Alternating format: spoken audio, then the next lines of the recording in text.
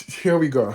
Here we go. I've been running away. The last fantasy book I read, I believe, was The Blood Gift, which was earlier in the year, which is a sequel to The Blood Trials. There's a video on that. It's really, really, really, really, really good duology. One's better than the other, but they're both amazing. And I've been scared to drop into fantasy only because fantasy, there's so much of like world building and thinking and everything that goes into it. But I'm excited. I started yesterday, but I really just started this morning on the toilet, and so far so good. Nothing else to say except for the fact that fantasies have a recipe. Either the mom has died, something was taken, and it's just a whole journey from there. But nonetheless, I am excited. And hello everyone. I had to take the dust jacket off. I was carrying it everywhere and it was getting greasy at work and everything. So here we are. Children of Blood and Bone. Okay, real quick.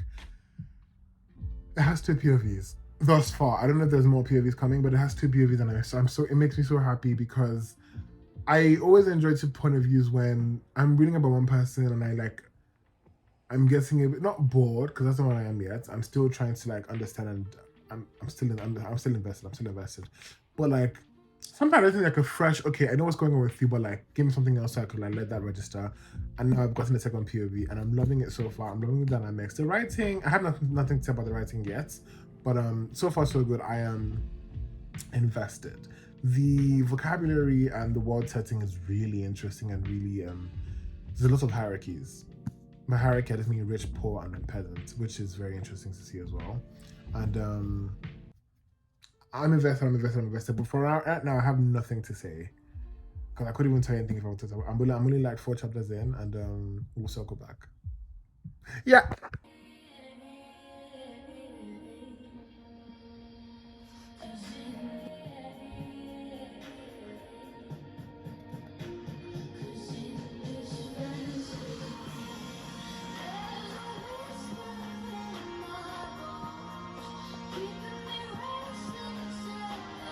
Let's talk. Let's have a chat. This book, I'm 100 pages. Can you see that? I'm 100 pages in. I'm sold. Wait, also, just FYI, I didn't have to get to 100 pages before I was sold. I'm sold. Now, quickly, I had said before that it was two POVs. Actually, shocker, there's 3. I've never had to read a book where that happened before, but I am fucking sold. So let me take you guys through what's going on. This was a lie. I read Milker Creek. Had, I think, 4 or 5 POVs. One of my favorite books to date. Thank you. On without... Look, I'm going to try not to spoil anything, but I have to give you... I have to gossip about what's going on because this book is juicy. Okay, so... But oh my God, there's so much. Sit down. Let me put you something there because there's so much going on. I'm trying to find a place to put you so I can be comfortable. Look, first of all, so I've met Zeely. I've met Amaria? No, wait, hold on. Zeely, Amari, and Ina, Inan, or Ina. So here's the thing. I'm going to assume it's Ina. And let me just give it. There's so much I want to say. A quick, you can tell I'm excited. Quick disclaimer, because this book and a lot of fantasies I've read that pull from a certain origin, right? They always talk about Yoruba. So this book in particular talks about Yoruba as like a lost language. And I find it so bizarre. So I'm Nigerian and I speak Yoruba, like literally, every time I call my grandma and family members, they speak Yoruba is like, because English is my second language, but Yoruba is like just off the tongue. So every time they say, oh, you know, Yoruba is a lost language, there's something in this book that Mama Agba, who is like a grandma, you know that grandma who's not your grandma, like a cousin who's not your cousin, she's like been training, you know, the girls, and Mama Agba says something in Yoruba, and Zeely, or Zeli, I'll just say Zeely. Zeely goes, oh wow, I haven't heard Yoruba in a long time, the lost language of our people, XYZ. It's really, really interesting. But more than I will start. So number one, there are very interesting, I'll just start somewhere and I'll just trail around. There are very interesting magical elements in this book that I thoroughly enjoy. So, we've met Zelie, and her mother was a reaper. Now, this book gives you all the information you need in the beginning. So I'm going to, all the thing I'm going to do is I'm going to tell you the people that I've met, and then we'll go from there. So, Zelie's mom was a reaper. Reapers are part of the Iku clan, which Iku in Yoruba means death, if you didn't know. And they are the Magi. Magi are basically people who harbor magic and have some sort of like flame in them, quote unquote, in this book, in this universe. So the Iku clan, they are the Magi of life and death. Magi title is Reaper, and their deity who they pray to is Oya. Now, Zelie's mother was a Reaper. She could see the death and she could like pull shadows and pull your shadow. It was very, very interesting. The way they, because we didn't meet her mom, they explained her mom like briefly. Really, really cool. And also, I don't know why all fantasy books, this is going to sound so ignorant, but why are the moms always dead? Like, I've never met a mom that's alive in a fantasy book that I've been reading. They're always dead. It's really interesting. Anyway, moving on. So, we've met the Reaper, which is Zelie's mom. We've also met briefly again from the Imole clan, Magi of Darkness and Light. The Magi title is the Lighter, and their deity is Ochumare. Now, we met this Lighter briefly from Amari's point of view, because this is where it gets juicy. Amari is actually a princess, and she's in Lagos States. Zelie's in Ilorin, okay? Keep up. And she was actually, the book, because we meet her in the beginning of the book from her point of view. She's at dinner, and like there's a big feast with like a lot of like, you know, obviously she's a princess, so rich people and everything. And she was looking for her personal handmaiding, so like, you know, the person who actually caters to her. And then she asked someone else who's serving her, she's like, oh, where is XYZ, because she's the one who always serves me.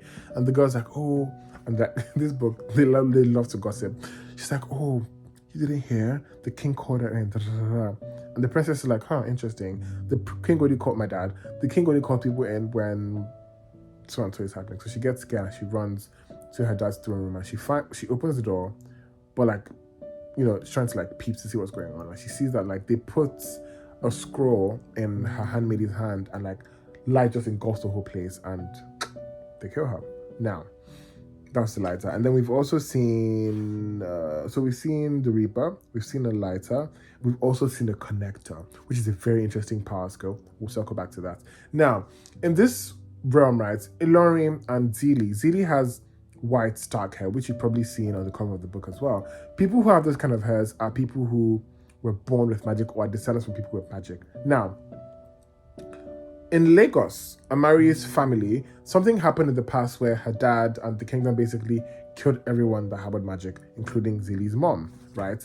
And the thing is, they didn't kill their descendants because you only get your magic at the age of 13. And the king, even though he committed mass genocide, was like, it would be very abhorrent to kill kids who are literally innocent and quite frankly do not even know the power that they might harbor. And if they didn't have, the thought was if they don't have their parents to teach them, they might get to that age and just not know how to use their magic, right? Now, Mama Agba, who I mentioned earlier, was someone who, oh wait, sorry, we met Mama Agba as well. And she has, what was her power? Hold on. She's a seer. I don't even need to say what she's a seer. She sees the future. Now, Mama Agba, funny enough, is bald. And she talks about how she had seen the ending of, you know, the end of their people or her generation. So she also saw that she saw cancer in her future, and then she kind of just took her hair out. That was the only reason why they didn't kill her when they came to raid, you know, the kingdom, well, not the kingdom, their village, because she did not have white hair. They targeted people with white hair. Now, Zelie has white hair, and they always say, and they always talk about how if you dye your hair in like a couple hours, it goes back to what it goes back to white, because that's how strong, you know, the thing is. I'm so excited to talk about this book, and I really just want to go back to reading it and put up the camera, but I'm going to talk about it because I need someone to just go back and forth with me, even though I'm talking alone right now. But so we've seen this here, and so the king, you know, did all that, and now what Amari saw was that there was a scroll that made her handmaiden, who she didn't know had magic, but she had white hair, so obviously it was in her at some point. And the light came out, and she was a bit curious. So this is why I love different POVs, because when they connect. So Amari basically takes the scroll, jumps out of the window, and is running. But from Zelie's POV, Zelie has to, you know, take some fish, because in Ilorin, they are surrounded by water and they fish a lot. So she went fishing, because they raised their tax dollars, or their taxes basically, and they're like, okay, we need to get some money somehow. So her and her brother, go on horseback. They're actually riding leopards and panthers, but horseback, which is really cool. So they go on horseback to Lagos, and she's like, okay, I'm going to make as much money as I can.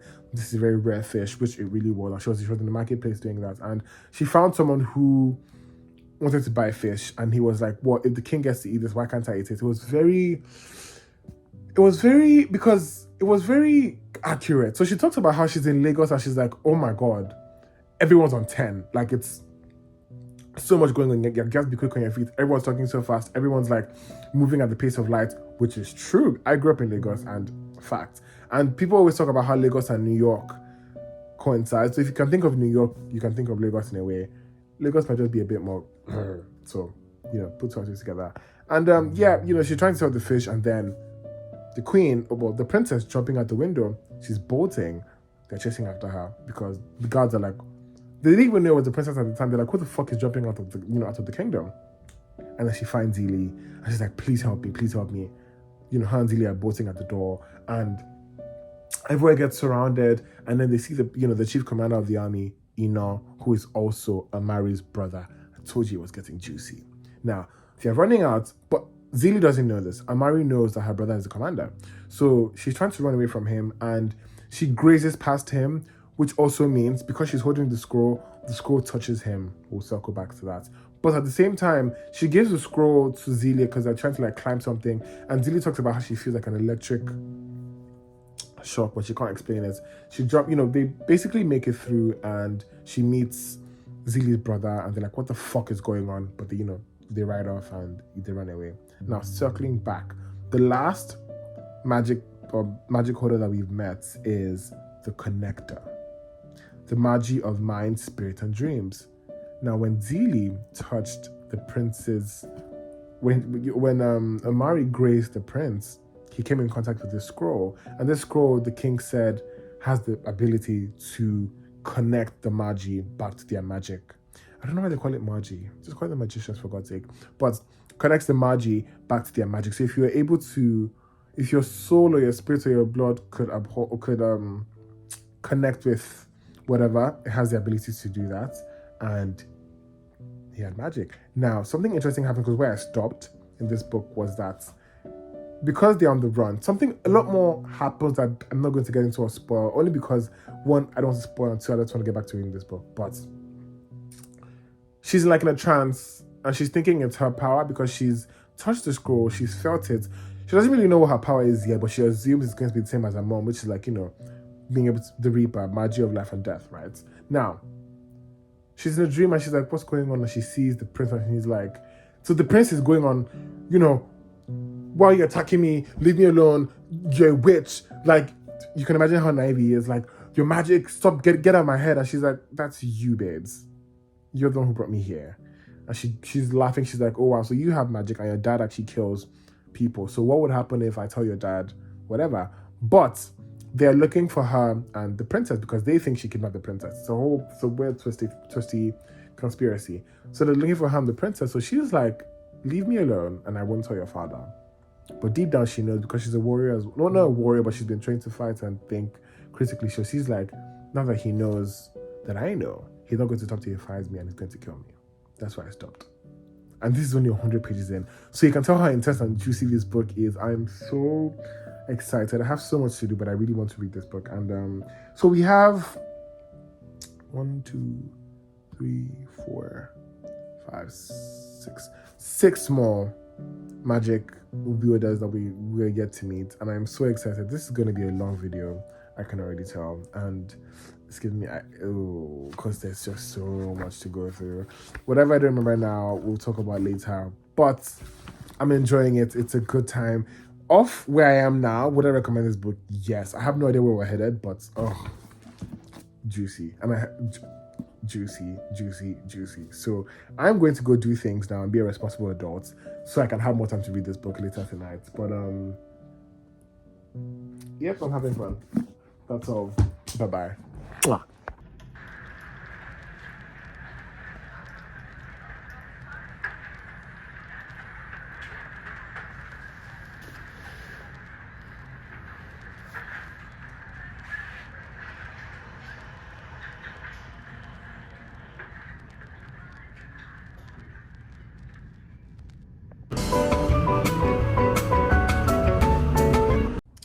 when I read like big chunks of books like fantasy, because I already don't, what's what I'm looking for?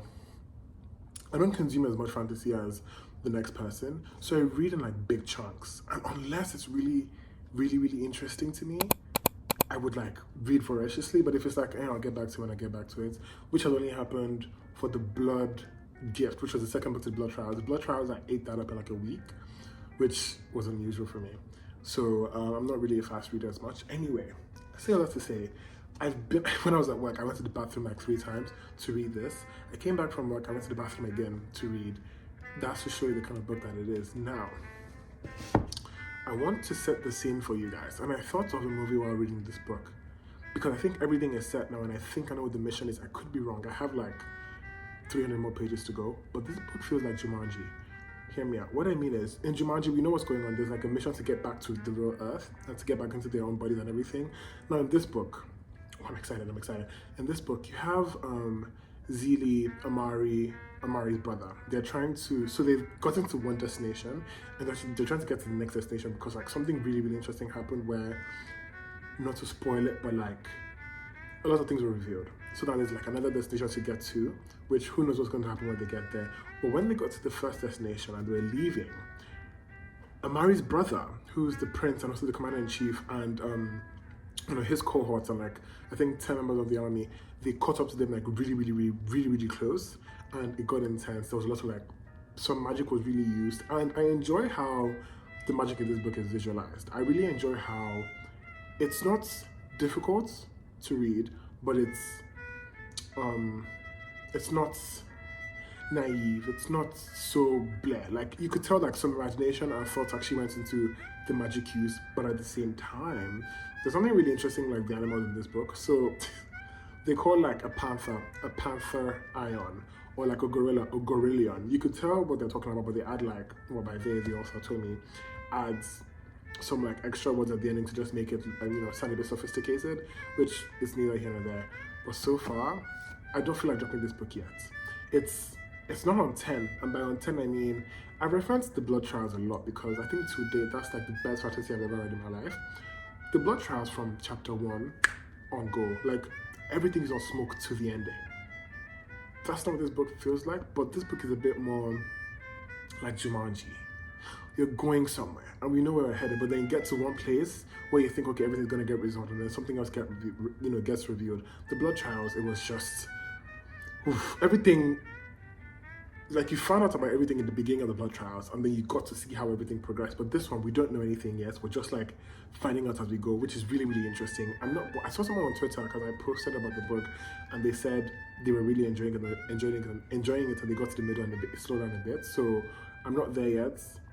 I don't feel like I have slowed down. I'm so excited to read on my way to where I'm going, and this book makes me happy. I've just been gobbling everything up. It's really interesting. Was there anything else I wanted to tell you guys? I don't know. So for the characters, I don't hate anyone. I don't think you're supposed to hate anyone. I remember what I was gonna say. There is a sense of like an enemies to lovers thing, I think. Because Zeely, or Amari is Ino's sister. Ino, who is the prince. Amari is the princess, and because she stole something from the palace and is on the run with Zeely, they think, that's another element of this book I really like. There's a lot of like she said, he said. There's no direct communication with anyone, so everyone's going off assumptions, and it's really interesting as a reader to say, no, that's not what's going on. But the characters are like, no, this is what's going on. It's really cool. But they think Amari's being kidnapped, and she's being held hostage by the Magis, who are these magicians. But Amari went on her own will, and she's kind of deciding to help the magicians and help them bring magic back to Orisha, and just bring magic back basically. But the king and her brother, who's also the commander-in-chief, is like, she's being held hostage, has to get her. I failed her once, I can fail her again. There's a bit more context to that you just have to read about, and it's really interesting as a reader to say everyone's getting it wrong, everyone has the wrong idea. It's delicious, it's amazing. And what else did I want to say? There's something else I was going to say. But yeah, I was going to say the enemies to lovers thing is really, I don't know if it's going to happen, but the tension between Zeely and Ino is ridiculous. It's ridiculous. I mean, it's like they've only met twice. Once when she was running away from the kingdom in Lagos, and second time in like a dreamscape where he basically pulled her into his own subconscious, and they went to like in the real world, like in a dream. Really, really cool concept, but like that's the only time they've met. So they've only been thinking of each other like in passing, and they always have a reason to think about each other because she sees Amari, his sister, she's like, oh, her fucking brother, and he's like thinking of his sister, and it's like, oh, she's with Zeely, who's kidnapping her. It's so cool, and I always keep saying I don't want this to be a long vlog because I feel like long vlogs are intimidating, but this book is really, really good, and I feel like I'm going to keep popping back in to say my thoughts. But till then, I'm having fun. Real quick, really, really quick. Two things. It's funny how they're using names of like places that actually exist, but the author has given them like some grand gesture. So she mentions here, because she's thinking while they're on this journey, she's like, oh, when she was younger, she would think about how her brother would go places because he's like the prince and he would get to go to Ikoyi, which is an actual place in Lagos. But she says he's going to see the actual sea and I'm going to see all these things, and it's just like a local government in Lagos. Also, number two, I'm actually very curious. They are on this animal, 3 of them. And I'm wondering how strange it is because they just talk about how they're all on this like leopard, which I'm assuming is a leopard. And I'm thinking, how is that working travel-wise? But yeah.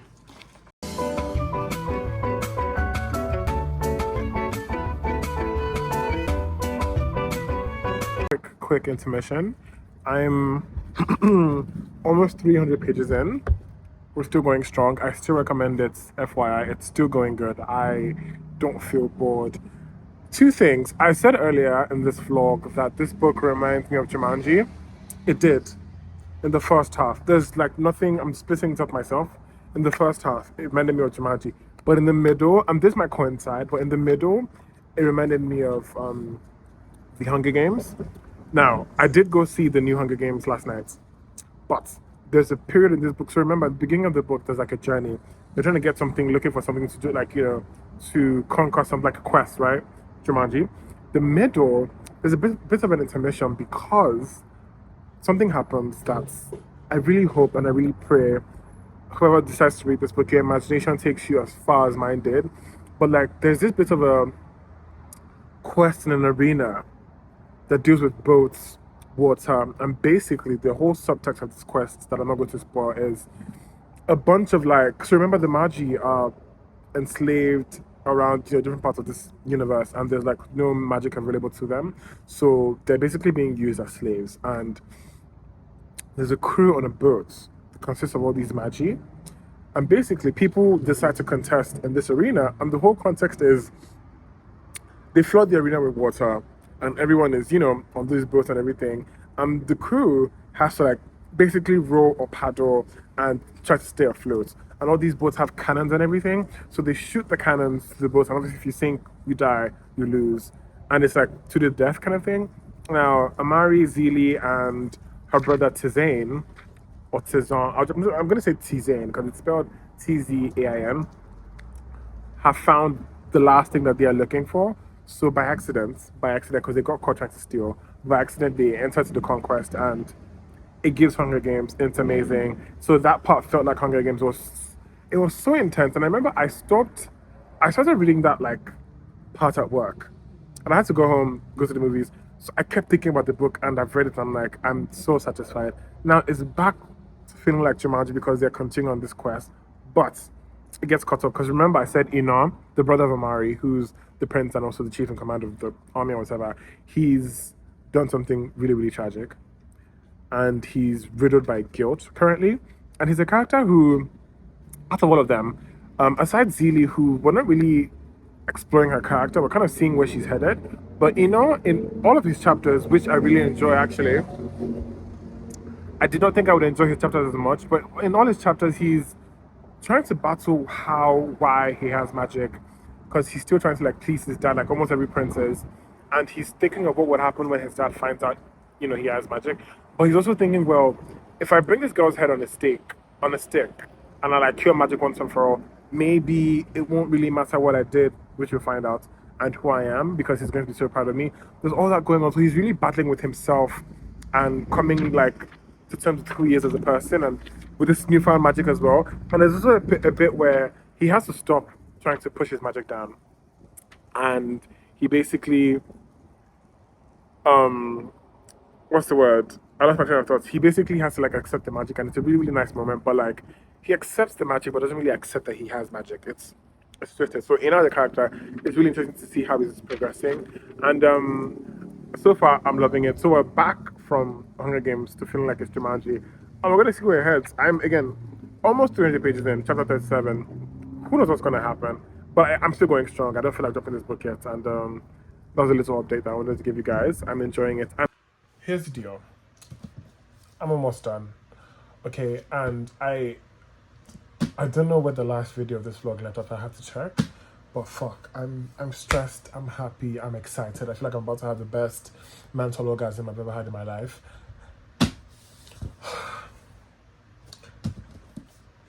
So I said earlier, the beginning of this book felt like Jumanji, because we're going on a quest. The middle felt like the Hunger Games. I can't give more context, you have to read because it was fucking amazing. It went back to feeling like Jumanji because we finished said quest. And then, remember when I said someone said the book slowed down? I see what they meant, because it felt like we went to Zuka of Half-Blood. If you can think of that, you can probably imagine what I'm talking about. It felt like we were in Camp Half-Blood for a second, and then everything literally blew up, and now it's like back to Jumanji, but like we're getting to the ending, and it's fucking fantastic. Also, talk about grounded characters. They all feel like I know their stories, except for maybe Zeely's brother. I'm a bit half and half on me. I don't hate him, but like I don't know much about to have an opinion. But like Amari, Enon, Zeely, which the lovers to the haters to lovers back to haters that I heard about, I probably can see. I'm seeing the vision. I'm curious to see how it's going to end, because it's still like the lovers' point of it, but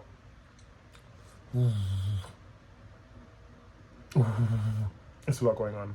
It's a lot going on, and it's tense. It's tense. It's Thanksgiving. I'm about to bake, and I'm literally going to, because I have to go like a long trip to my aunt's house, so I'm going to probably finish this book today. It's not. I don't have that much to go through, but again, I lied. The night of Thanksgiving, I fell into a food coma, and I was on my aunt's floor for a couple hours. But I finished the book days after. This is a book. Yeah. I'm at work. It's my lunch break. I'm almost done. Like, literally, I'm about to finish. You know, I've been giving themes, like, all the bits and parts of the book that I could give themes to. And I'm at the last, like, epic roundup or climax. And I can only use one word: chaos and betrayal. Chaos and betrayal. I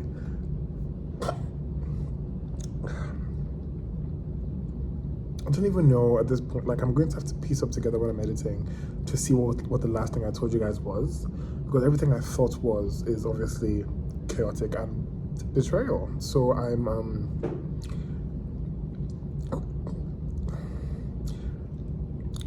going to finish this book, and then I'm going to have a sit down and give you guys all the tea I can without, like, you know, ruining the experience for it, because this is an experience. And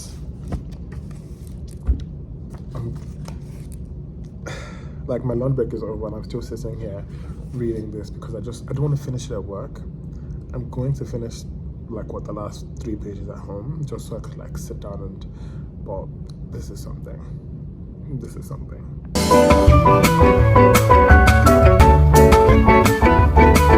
As you can see, another lie. I finished this book at work, a couple minutes after I just said I was going to read it at home.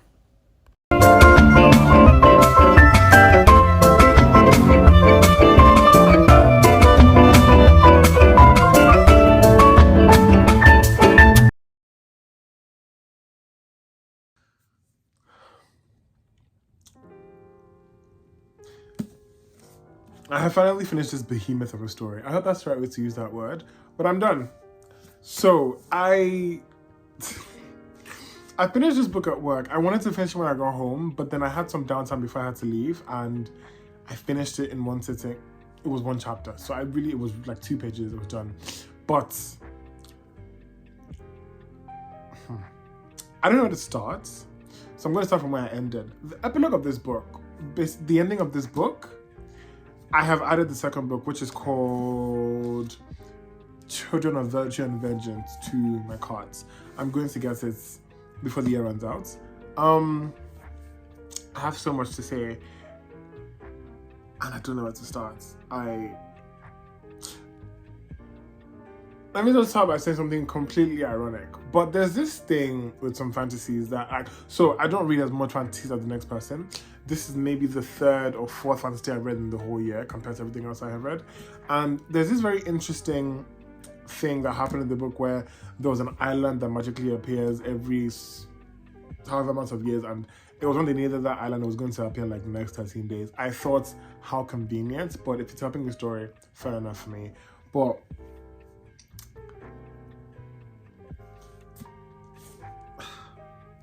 I'm speechless. I don't have anything to say, right? So usually I would wait a couple days, I'll wait a while and then give you guys like 3 reasons why, give you guys a bit of like, some pointers and some heads up before you read the book.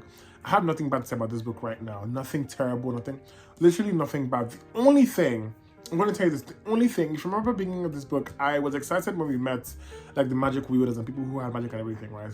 The only thing that I was a bit disappointed by, just a little bit, was we got to meet some other magic wielders towards the end of the book, and people who had some nice abilities that I wish I would have seen more of. So there was someone who, I think they called them cancers or something, where they could inflict, basically a magic of their power was to inflict sickness and like a plague on you, which in battle and war sounds so, like I'm visualizing it and it's horrific. So there was a moment in the book towards the ending where there was a bit of invasion. I'm just going to use that word. I'm not going to say anymore. I don't spoil the book.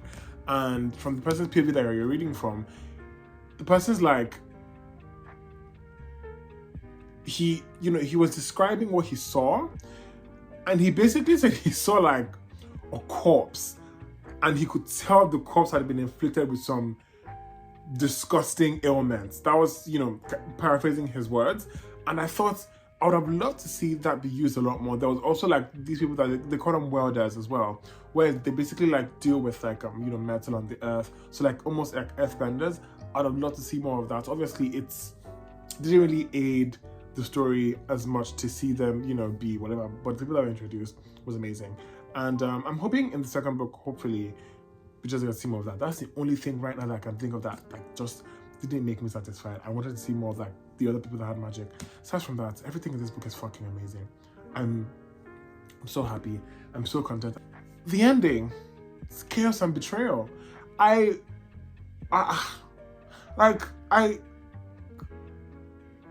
Without a doubt, this book has been bumped to my top 5. Like that means anything, but this book is in my top 5 for the year because I'm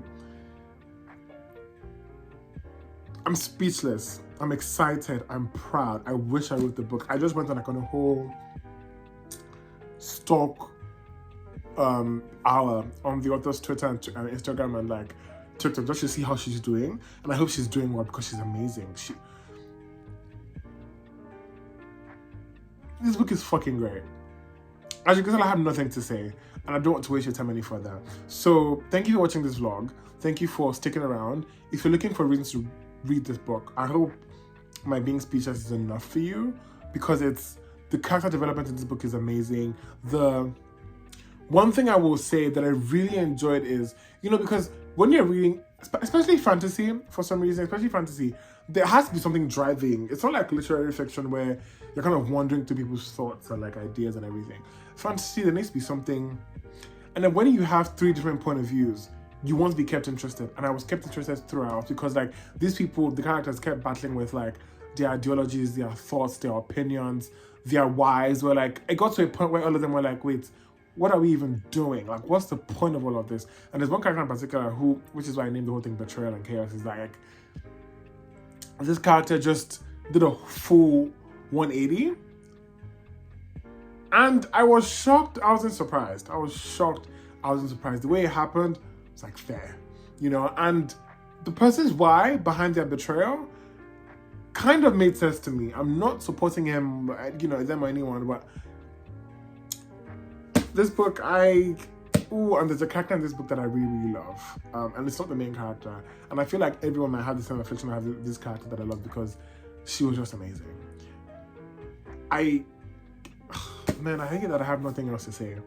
I hope this is enough. This is fresh off the press. I hope this is enough to show you what I feel. And maybe before the year runs out, I might do like a 3 reasons why I would have collected my thoughts, and everyone can know more about what this book does. But I feel so much.